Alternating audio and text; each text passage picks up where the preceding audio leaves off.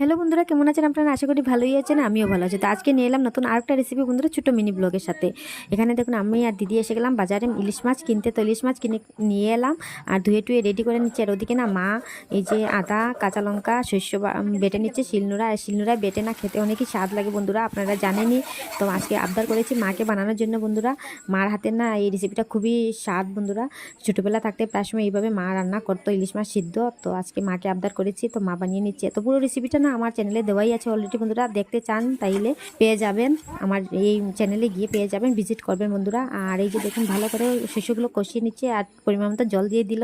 আর জলের মধ্যে না ফুটন্ত জলের মধ্যে কাঁচা মাছগুলো দিয়ে দেবে, একদম সিম্পলভাবে বন্ধুরা, খুবই স্বাদ লাগে। আপনারা এইভাবে বানিয়ে খেয়ে দেখবেন। আর পুরো রেসিপি তো হয়ে গেল বন্ধুরা, ফাইনালি মার হাতের এই ইলিশ মাছ সিদ্ধ। এই যে দেখুন 20 মিনিটের মতো মা ফুটিয়ে নেবে আর নামিয়ে নেবে। তো আপনারা সেম এইভাবে বানিয়ে খেয়ে দেখবেন বন্ধুরা, খুবই স্বাদ, খুবই টেস্টি। তো আজকের জন্য এতটুকু, টাটা বাই।